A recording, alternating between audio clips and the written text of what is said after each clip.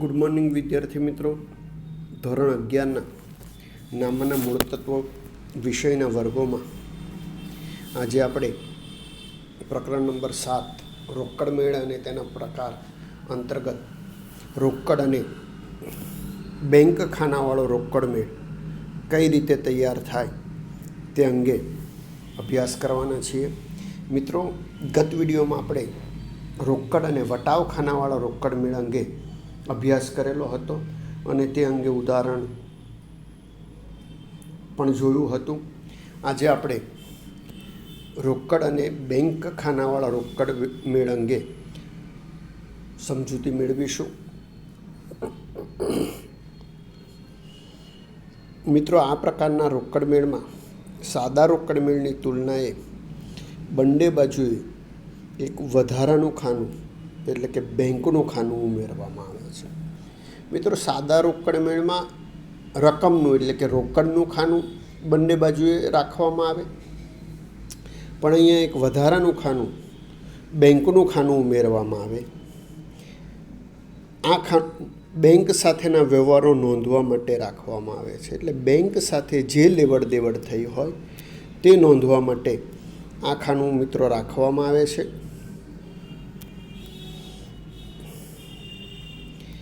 Bank ખાતાને વ્યક્તિ ખાતા તરીકે સમજવામાં આવે છે. એટલે મિત્રો, બેંક ખાતાને વ્યક્તિ ખાતા તરીકે ગણવામાં આવે, તેથી વ્યક્તિ ખાતાનો નિયમ લાગુ પડે. લેનાર ખાતે ઉધારો અને આપનાર ખાતે જમા કરો.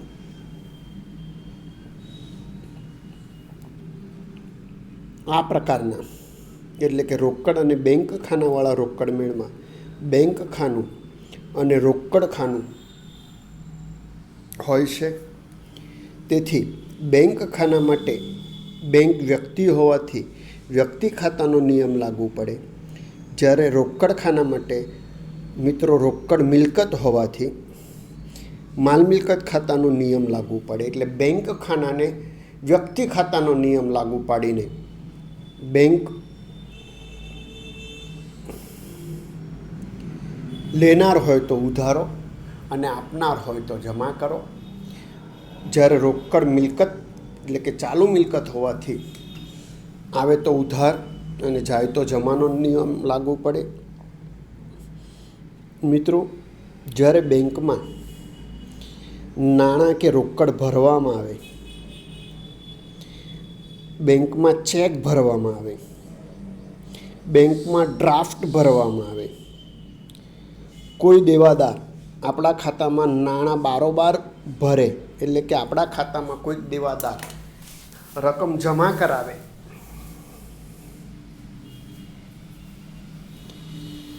બેંક આપણા ખાતે વ્યાજ કે વિવિધ આવક વસૂલ કરીને જમા કરે, એટલે આપણી સૂચના મુજબ વિવિધ આવકો બેંક વસૂલ કરીને આપણા ખાતે જમા કરે, અથવા તો બેંકમાં આપણી જે શિલ્લક હોય તેનું વ્યાજ બેંક જમા કરે, ત્યારે આપણી બેંક શિલ્લક એટલે કે આપણા બેંક ખાતામાં નાણાં વધે છે. એટલે આવા સંજોગોમાં બેંક લેનાર વ્યક્તિ છે, તેથી તેના ખાતે એટલે કે બેંક ખાતે ઉધાર થાય. પરિણામે રોકડ મેળમાં ઉપર દર્શાવેલ બાબતો બેંક ખાનામાં ઉધાર બાજુએ નોંધાશે. એટલે કે બેંકમાં રોકડ ભરવામાં આવે, બેંકમાં ચેક ભરવામાં આવે, બેંકમાં ડ્રાફ્ટ ભરવામાં આવે, દેવાદાર દ્વારા બેંકમાં નાણાં જમા કરાવવામાં આવે, અથવા તો બેંક આપણા ખાતે વ્યાજ કે આવક જમા કરે, તો રોકડ મેળની ઉધાર બાજુએ બેંકના ખાનામાં એની નોંધ થશે.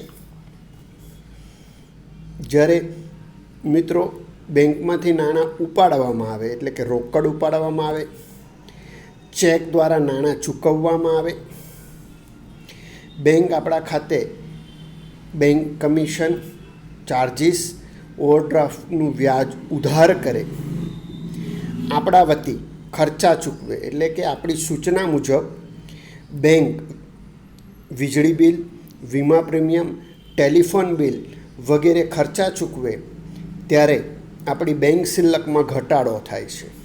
એટલે કે બેંકમાં આપણા ખાતામાં નાણાં ઘટે છે, તેથી આવા વ્યવહારોમાં બેંક આપનાર વ્યક્તિ છે. પરિણામે નિયમ મુજબ બેંક ખાતે જમા થશે.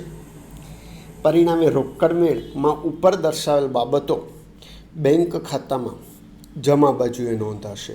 એટલે મિત્રો ટૂંકમાં અહીંયા એવી વાત થાય કે કોઈ પણ વ્યવહારને કારણે જો બેંકમાં નાણાં વધતા હોય તો બેંક ખાતે ઉધાર થાય, એટલે કે આવો વ્યવહાર નાણાં બેંકમાં વધવાનો વ્યવહાર રોકડ મેળમાં ઉધાર બાજુએ બેંકના ખાનામાં લખાય. જ્યારે કોઈ પણ વ્યવહારને કારણે બેંકમાં આપણા નાણાં ઘટે તો એની નોંધ રોકડ મેળમાં મિત્રો જમા બાજુએ કરવામાં આવે છે.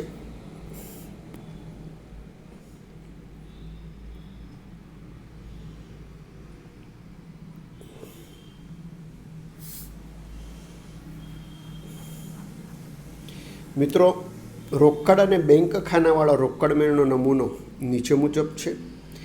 આ રોકડ અને બેંક ખાનાવાળા રોકડ મેળને પણ મિત્રો બે ખાનાવાળો રોકડ મેળ જ કહેવાશે.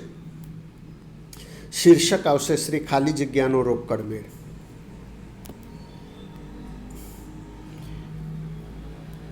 હવે અહીંયા પણ બે ભાગમાં રોકડ મેળ બનશે મિત્રો. ડાબી બાજુનો ભાગ ઉધાર બાજુ અને જમણી બાજુનો ભાગ જમા બાજુ હશે. હવે મિત્રો રોકડ અને વટાવ ખાનાવાળા રોકડ મેળમાં આપણે એક ખાનું વટાવનું રાખેલું, તેની જગ્યાએ અહીંયા એક ખાનું આપણે બેંકનું રાખવાનું છે. એટલે આપણા ઉધાર બાજુના ખાના બને તારીખ, વિગત, પહોંચ નંબર, ખાતા વહીપાના નંબર, રોકડ રકમ અને બેંક રકમ. તે જ રીતે જમા બાજુએ પણ આપણા ખાના બને મિત્રો તારીખ, વિગત, વાઉચર નંબર, ખાતા વહીપાના નંબર, રોકડ રકમ અને બેંક રકમ. એટલે આ રીતે આપણે ખાના બનશે મિત્રો. અહીંયા તારીખ, વિગત, પહોંચ કે વાઉચર નંબર અને ખાતા વહીપાના નંબર, આ ચાર ખાના તો સમાન જ રહેશે. બાકીના બે ખાના આપણને જે રોકડ મેળ બનાવવાનો કીધો હોય બે ખાનાવાળો તે મુજબ રાખવાના હોય. અહીંયા રોકડ અને બેંક ખાનાવાળા રોકડ મેળની વાત છે. એટલે બંને બાજુએ રોકડ અને બેંકના ખાના આપણે બનાવવાના થાય. મિત્રો સાદા રોકડ મેળમાં આપણે જોઈ ગયા કે રોકડની આવક કરતાં જાવક ક્યારેય વધારે હોઈ શકે નહીં. મિત્રો રોકડની આવક કરતાં કદી પણ જાવક વધારે હોઈ શકે નહીં. 100 રૂપિયા રોકડ મને મળે અને 110 રૂપિયા હું રોકડ ચૂકવું તો એ તો શક્ય જ નથી. એટલે રોકડ મેળની રોકડ ખાતાની આખર બાકી હંમેશા ઉધાર જ હોય. પરંતુ અહીં બે ખાનાવાળા રોકડ મેળમાં બેંક ખાનું એ વિશિષ્ટ બને છે. બેંક ખાનામાં જો આય કે આવક બાજુનો સરવાળો વ્યય કે જાવક બાજુના સરવાળા કરતાં વધુ આવે તો બેંક ખાનાની બાકી ઉધાર આવશે. એટલે કે મિત્રો રોકડ અને બેંક ખાનાવાળા રોકડ મેળમાં જો ઉધાર બાજુનો સરવાળો જમા બાજુના સરવાળા કરતાં વધારે હોય તો બાકી ઉધાર બાકી આવે, જે બેંક શિલ્લક ગણાય. બેંક ખાનાનો વ્યય કે જાવક બાજુનો સરવાળો વધુ હોઈ શકે મિત્રો. બેંક ખાનામાં શક્ય છે વ્યય બાજુનો સરવાળો વધુ હોઈ શકે, તેથી તફાવત બેંક ઓવરડ્રાફ્ટ તરીકે ઓળખાય છે. એટલે વ્યય બાજુનો સરવાળો વધારે હોય મિત્રો તો તફાવતની રકમ ઉધાર બાજુએ આવે, જે બેંક ઓવરડ્રાફ્ટ તરીકે ઓળખાય. હવે મિત્રો પ્રશ્ન એવો થાય કે બેંક ઓવરડ્રાફ્ટ એટલે શું? તો હવે આપણે બેંક ઓવરડ્રાફ્ટ વિશે માહિતી મેળવીએ.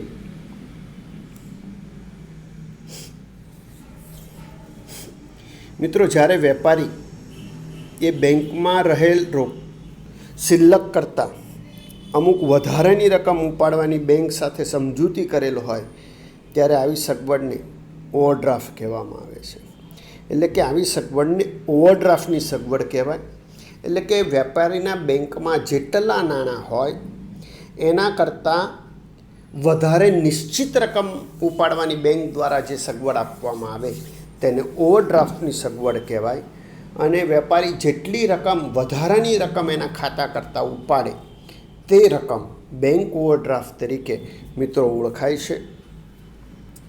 મિત્રો, વેપારીએ જ્યારે બેંક ઓવરડ્રાફ્ટની સગવડ મેળવેલ હોય ત્યારે બેંકની ઉધાર બાકી કે જમા બાકી હોઈ શકે. મિત્રો, ઓવરડ્રાફ્ટની સગવડ મળી હોય તેવા વેપારીના બેંક ખાતાની બાકી ઉધાર કે જમા હોઈ શકે.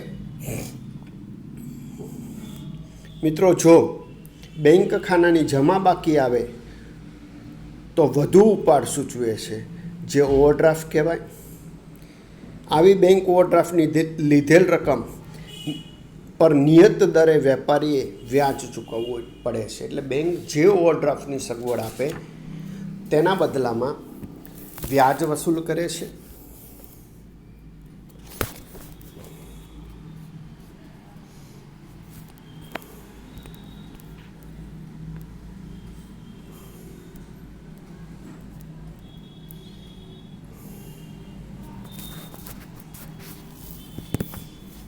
મિત્રો, આમ રોકડ મેળના બેંક ખાનાની આય બાજુનો સરવાળો વ્યય બાજુના સરવાળાથી વધારે હોય તો તેને આખરની બેંક શિલ્લક કહેવાય. પરંતુ જો રોકડ મેળના બેંક ખાનાની વ્યય બાજુનો સરવાળો આય બાજુના સરવાળા કરતાં વધુ હોય તો તફાવતને આખરનો બેંક ઓવરડ્રાફ્ટ કહેવામાં આવે છે. મિત્રો, હવે અહીંયા આખરની બાકી બે થઈ, એક ઉધાર બાકી અને બીજી જમા બાકી. ઉધાર બાકી હોય તો એને આખરની શિલ્લક કહેવાય, બેંક શિલ્લક કહેવાય. અને જમા બાકી વધારે હોય તો એને આખરનો બેંક ઓવરડ્રાફ્ટ કહેવાય.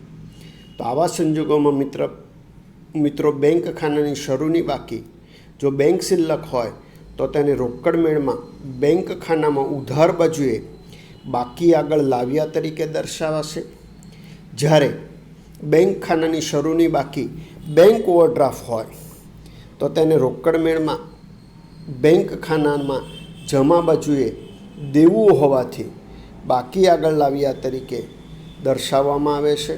એટલે ટૂંકમાં શરૂની શિલ્લક હોય તો રોકડ મેળની ઉધાર બાજુએ બેંક ખાનામાં બાકી આગળ લાવ્યા તરીકે દર્શાવશે. અને જો શરૂનો ઓવરડ્રાફ્ટ હોય મિત્રો તો રોકડ મેળની જમા બાજુએ બાકી આગળ લાવ્યા તરીકે બેંક ખાનામાં દર્શાવાશે. તે જ રીતે જો રોકડ મેળમાં બેંક ખાનાની આખરની બેંક શિલ્લક હોય તો તેને વ્યય બાજુએ બાકી આગળ લઈ ગયા તરીકે દર્શાવાશે. અને જો આખરની બાકી ઓવરડ્રાફ્ટ હોય તો એને આય બાજુએ બાકી આગળ લઈ ગયા તરીકે મિત્રો દર્શાવાશે. હવે મિત્રો, અહીંયા એક અગત્યનો બીજો મુદ્દો છે, જમા ખર્ચી વ્યવહાર.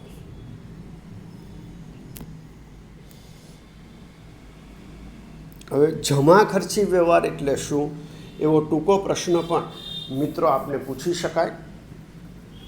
તો જો જે નાણાકીય વ્યવહારમાં રોકડ અને બેંક એમ બંને ખાતા અસર પામતા હોય, એટલે કે જે વ્યવહારમાં રોકડ અને બેંક એમ બંને ખાતા સંકળાયેલા હોય તેવા વ્યવહારને જમા ખર્ચી વ્યવહાર કહેવામાં આવે છે. દાખલા તરીકે મિત્રો, બેંકમાંથી રોકડ ઉપાડવી કે બેંકમાં રોકડ ભરવી. હવે મિત્રો, અહીંયા બેંકમાં રોકડ ઉપાડવામાં આવે તો એમાં બેંક ખાતું પણ સંકળાયેલું છે, કારણ કે બેંકમાં નાણાં ઘટશે. અને રોકડ ઉપાડીએ છીએ એટલે રોકડ ધંધામાં આવશે, એટલે બંને ખાતા સંકળાયેલા છે. એટલે આવા વ્યવહારની નોંધ રોકડ મેળની બંને બાજુ એટલે કે રોકડ અને બેંક ખાનામાં થાય.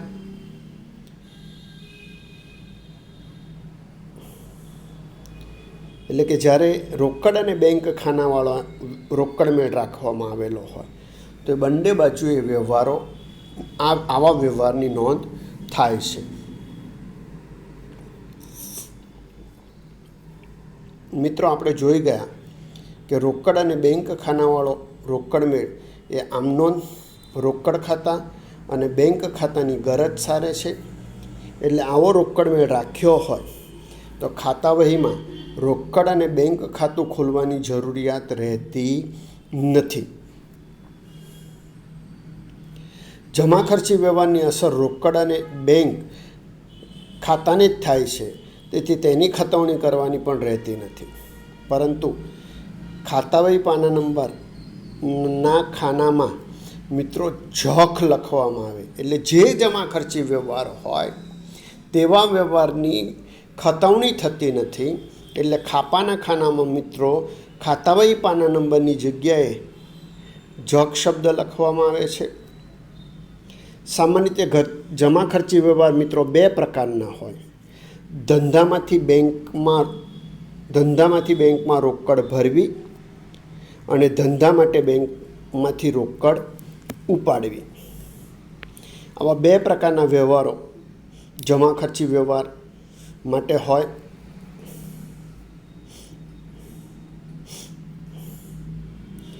એટલે મિત્રો ધંધામાંથી બેંકમાં રોકડ ભરવામાં આવે ત્યારે એક તરફ રોકડ શિલ્લક ઘટે છે એટલે ધંધામાંથી રોકડ ઘટે છે અને એ રકમ બેંકમાં વધે છે એટલે કે બેંક શિલ્લક વધે.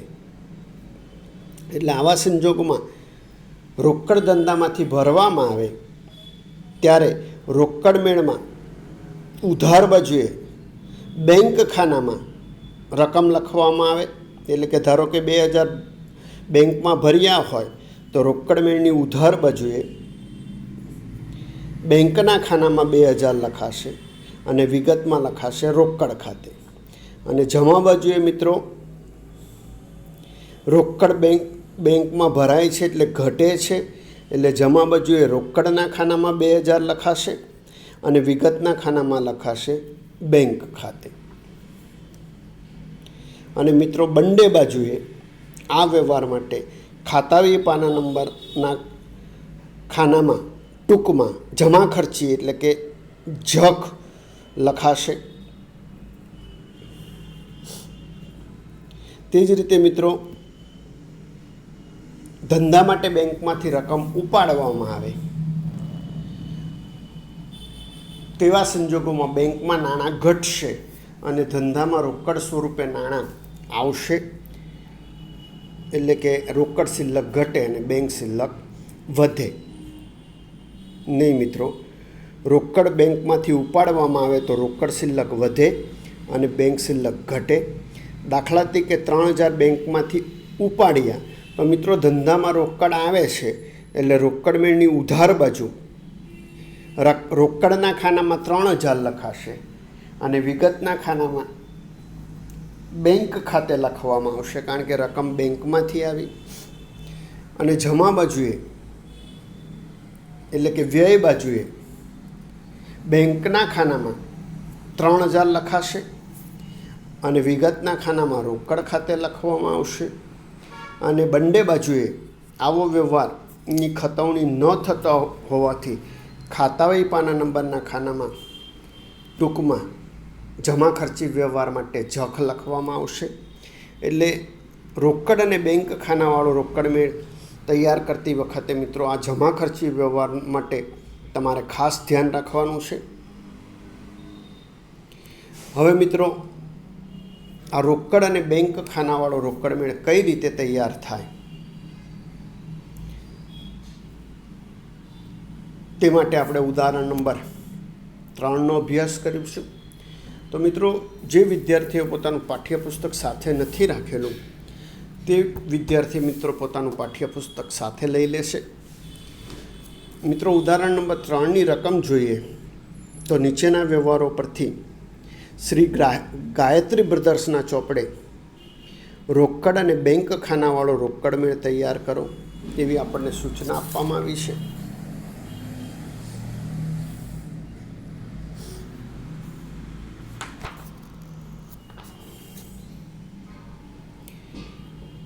આ માટે આપણને ગાયત્રી બ્રધર્સના વર્ષ 2015ના એપ્રિલ માસના વ્યવહારો આપવામાં આવ્યા છે. હવે મિત્રો ગાયત્રી બ્રધર્સનો રોકડ મેળ આપણે તૈયાર કરવાનો છે. તો આ માટે આપણે સૌપ્રથમ ગાયત્રી બ્રધર્સના રોકડ મેળના ખાના તૈયાર કરી લેવા પડે. હવે આપણો જે રોકડ મેળ મિત્રો આપણે તૈયાર કરવાનો છે તે રોકડ મેળ રોકડ અને બેંક ખાનાવાળો રોકડ મેળ તૈયાર કરવાનો છે. એટલે આપણો ખાના નીચે મુજબ બનશે.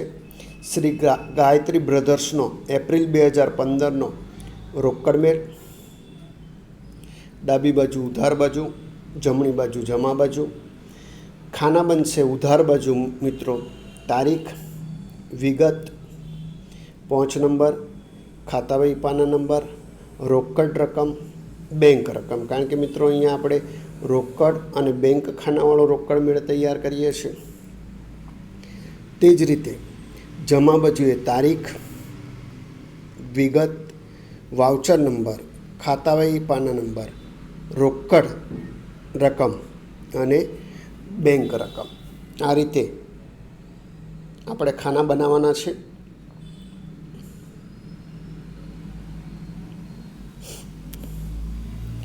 હવે મિત્રો એક પછી એક વ્યવહાર વાંચતા જઈએ અને તેની નોંધ રોકડ મેળમાં ક્યાં થાય તે જોતા જઈએ.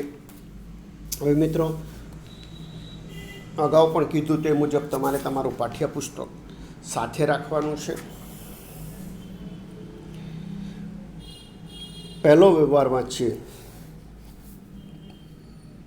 તો પહેલા વ્યવહારમાં લખેલું છે એપ્રિલ 1 શરૂઆતની રોકડ શિલ્લક 6000 અને શરૂઆતની બેંક શિલ્લક 5000. અહીંયા મિત્રો રોકડની પણ શિલ્લક છે અને બેંકની પણ શિલ્લક છે. એટલે બંને શિલ્લક રોકડ મેળની ઉધાર બાજુએ નોંધાશે. સૌપ્રથમ વર્ષ 2015, તારીખ 1 એટલે એપ્રિલ 1. બાકી આગળ લાવ્યા. રોકડ શિલ્લક મિત્રો રોકડના ખાનામાં 6000, બેંક શિલ્લક બેંકના ખાનામાં 5000 લખાશે. હવે મિત્રો શિલ્લક લખાઈ ગયા પછી આગળનો 3જી તારીખનો વ્યવહાર જોઈએ. તો 3જી તારીખનો વ્યવહાર આપણને આપવામાં આવેલો છે.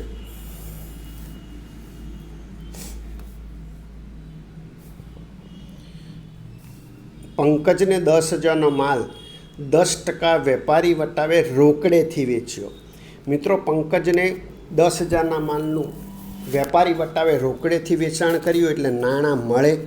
એટલે ઉધાર બાજુએ 3જી તારીખ વેચાણ ખાતે. મિત્રો વેચાણ રોકડ છે એટલે કાઉન્સની અંદર રોકડ વેચાણ એવું લખી દેવાનું. હવે 10,000નો માલ છે, 10% વેપારી વટાવ છે એટલે નોંધ ચોખ્ખી કિંમતે થાય. એટલે 10,000માંથી 10% વેપારી વટાવ બાદ કરતા મિત્રો 9,000 રોકડના ખાનામાં લખાશે. આગળ 5 તારીખનો વ્યવહાર જોઈએ તો જાનકી બ્રધર્સ પાસેથી 3,000નો માલ રોકડેથી ખરીદ્યો. મિત્રો રોકડેથી માલની ખરીદી કરવામાં આવે છે એટલે ધંધામાંથી રોકડ જાય એટલે જમા બાજુએ લખાશે વર્ષ 2015 એપ્રિલ 5. ખરીદ ખાતે રોકડેથી ખરીદી છે એટલે રોકડના ખાનામાં 3,000. 7 તારીખનો વ્યવહાર જોઈએ મિત્રો 1,500 રોકડા બેંકમાં ભર્યા. મિત્રો બેંકમાં રોકડા ભર્યા તો આમ નોંધ જોઈએ તો આમ નોંધ થાય બેંક ખાતે ઉધાર તે રોકડ ખાતે જમા. એટલે રોકડ મેળની ઉધાર બાજુએ બેંકના ખાનામાં અને રોકડ ખાતું જમા થાય છે એટલે રોકડ મેળની જમા બાજુએ રોકડના ખાનામાં રકમ લખાશે. બીજી દ્રષ્ટિએ વિચારીએ બેંક મિત્રો તો બેંકમાં રોકડ ભરવામાં આવી છે એટલે બેંક લેનાર છે એટલે લેનાર ખાતે ઉધાર એટલે રોકડ મેળની ઉધાર બાજુએ બેંકના ખાનામાં રકમના ખાનામાં 1,500 અને વિગતના ખાનામાં બેંકમાં રોકડ વધવાનું કારણ રોકડ ભરી છે તે છે એટલે વિગતના ખાનામાં રોકડ ખાતે 7 તારીખ હતી. હવે આ વ્યવહાર બંને બાજુએ લખાય છે એટલે ખાપાના ખાનામાં જમા ખર્ચી. તે જ રીતે જમા બાજુએ 7 તારીખ બેંકમાં રોકડ ભરી છે એટલે રોકડ ઘટે છે એટલે બેંકના રોકડના ખાનામાં 1,500, વિગતના ખાનામાં બેંક ખાતે, ખાપાના ખાનામાં જમા ખર્ચી વ્યવહાર. 9 તારીખનો વ્યવહાર મિત્રો જોઈએ તો સ્ટેશનરી ખર્ચના 1000 અને પગારના 3000 ચેકથી ચૂકવ્યા. મિત્રો સ્ટેશનરી ખર્ચ અને પગાર બંને ચેકથી ચૂકવવામાં આવે છે, એટલે બેંક નાણાં ચૂકવનાર છે, એટલે બેંકમાં નાણાં ઘટે છે. તેથી રોકડ મેળની જમા બાજુએ બંને રકમ બેંકના ખાનામાં લખાશે. 9 તારીખ સ્ટેશનરી ખર્ચ ખાતે બેંકના ખાનામાં 1000, ફરીથી 9 તારીખ પગાર ખાતે બેંકના ખાનામાં 3000.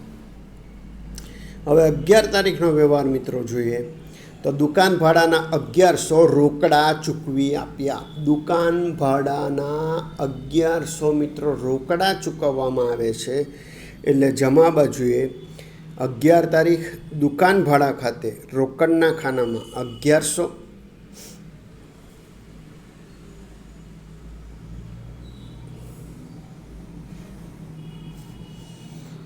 ચૌદ તારીખનો વ્યવહાર જોઈએ તો એસા પાસેથી 3000નો ચેક મળ્યો, જે બેંકમાં ભરી દીધો. ચેક બેંકમાં ભરવામાં આવે એટલે બેંક મિત્રો લાભ લેનાર છે, એટલે ઉધાર બાજુએ નોંધ થાય. 14 તારીખ ચેક એસા પાસેથી મળે છે, એટલે વિગતના ખાનામાં એસા ખાતે, રકમના ખાનામાં 3000. 17 તારીખનો વ્યવહાર જોઈએ તો 1000 બેંકમાંથી આગના વીમા પ્રીમિયમના ભરવા ઉપાડ્યા. મિત્રો આવો વ્યવહાર આવે ત્યારે તમારે ખાસ ધ્યાન રાખવાનું છે. અહીંયા ઘણા વિદ્યાર્થી મિત્રો વીમા પ્રીમિયમ ભરવા ઉપાડ્યા એવું લખેલું છે, એટલે વીમા પ્રીમિયમને ખર્ચ તરીકે ગણીને જમા બાજુએ એની નોંધ કરી દે. પણ અહીંયા વીમા પ્રીમિયમ ભરાયું નથી, માત્ર એવું લખે છે કે ભરવા માટે ઉપાડ્યા. એટલે અર્થ એવો થાય કે બેંકમાંથી રોકડ ઉપાડી. એટલે બેંકમાંથી રોકડ ઉપાડી તો ધંધામાં રોકડ આવશે, એટલે રોકડ શિલ્લક વધે, એટલે ઉધાર બાજુએ 17 તારીખ રોકડના ખાનામાં 1000, નાણાં બેંકમાંથી ઉપાડ્યા છે, એટલે વિગતના ખાનામાં બેંક ખાતે, જમા ખર્ચી વ્યવહાર છે, એટલે ખાપાના ખાનામાં જખ લખાશે. હવે મિત્રો બેંકમાંથી રોકડ ઉપાડી છે, એટલે બેંક શિલ્લક ઘટે, એટલે જમા બાજુએ બેંકના ખાનામાં 1000 અને વિગતના ખાનામાં રોકડ ખાતે લખાશે. 17 તારીખ જમા ખર્ચી વ્યવહાર. 21 તારીખનો વ્યવહાર જોઈએ. ઘર માટે 800નું ફર્નિચર ખરીદી જરૂરી રકમનો ચેક ધંધાના બેંક ખાતામાંથી લખી આપ્યો. મિત્રો ફર્નિચર ખરીદ્યું છે અને રકમ ધંધાના બેંક ખાતામાંથી ચૂકવી, એટલે અંગત ખર્ચના નાણાં ધંધામાંથી ચૂકવવામાં આવે છે, એટલે એ માલિકનો ઉપાડ ગણાય છે.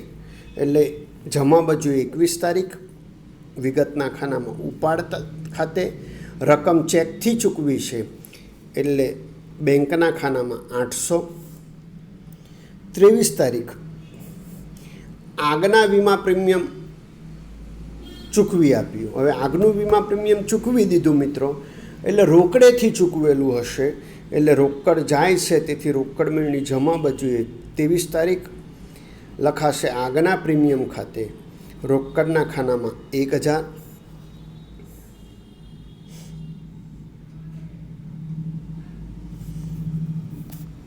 27 તારીખનો વ્યવહાર જોઈએ તો અકબરભાઈને 5000નો માલ મોકલી આપવાનો ઓર્ડર આપ્યો. મિત્રો અહીંયા માત્ર ઓર્ડર આપવામાં આવે છે, કોઈ લેવડ દેવડ થતી નથી, એટલે બિનઆર્થિક વ્યવહાર હોવાથી કોઈ નોંધ થશે નહીં. હવે મિત્રો તમામ વ્યવહારો નોંધાઈ ગયા છે. હવે તમામ વ્યવહાર નોંધાઈ ગયા હોવાથી મિત્રો આપણે છેવટની બાકી શોધવી પડે. હવે જ્યારે પણ મિત્રો રોકડ અને બેંક ખાનાવાળો રોકડ મેળ બનાવતા હોઈએ ત્યારે સૌ પ્રથમ રોકડ ખાતાની બાકી શોધી નાખવાની. એટલે રોકડ ખાતાની બાકી અહીંયા ઉધાર બાજુએ જ વધારે છે તફાવત, એટલે કે ટોટલ ઉધાર બાજુએ વધારે છે, એટલે ઉધાર બાજુનું ટોટલ સૌ પ્રથમ લખી દઈએ, 16000 થાય છે. આ વધુ ટોટલ વિરુદ્ધ બાજુએ એટલે કે જમા બાજુએ લખીને ત્યારબાદ ઉપરની વિગતો રકમો બાદ કરતાં 6,600 બાદ કરતાં તફાવત મિત્રો 9,400 આવશે, જેની સામે લખાશે બાકી આગળ લઈ ગયા. હવે જ્યારે મિત્રો બેંક ખાતાની બાકી મેળવતા હોઈએ ત્યારે એમાં ટોટલ કઈ બાજુએ વધારે છે તે પહેલાં જોઈ લેવું. તો આ દાખલામાં ઉધાર બાજુનું ટોટલ વધારે છે, એટલે ઉધાર બાજુનું ટોટલ સૌ પ્રથમ બેંક ખાનાનું કરી દઈએ તો ટોટલ થાય છે 9,500. જેને વિરુદ્ધ બાજુએ લખીશું એટલે જમા બાજુએ એ ટોટલ ઉધાર બાજુનું સીધું લખી દીધું 9,500. હવે બેંક ખાનાની જમા બાજુની વિગતો એટલે કે ચૂકવેલી રકમો 5,800 બાદ કરતાં તફાવત આવશે 3,700. એટલે બંને બાકી જમા બાજુએ તફાવત આવે છે એટલે ઉધાર બાકી કહેવાશે. એટલે વિરુદ્ધ બાજુએ એપ્રિલ પછી મે માસની 1લી તારીખે બાકી આગળ લાવ્યા તરીકે દર્શાવાશે. રોકડ 9,400 અને બેંક 3,700. એટલે મિત્રો જે બાજુએ તફાવત આવે, જમા બાજુએ તફાવત આવે તો એને વિરુદ્ધ બાકી એટલે કે ઉધાર બાકી કહેવાય, અને તફાવત જો ઉધાર બાજુએ આવે તો એને વિરુદ્ધ બાકી એટલે કે જમા બાકી કહેવાય. આ વાત પણ તમારે ધ્યાનમાં રાખવાની છે.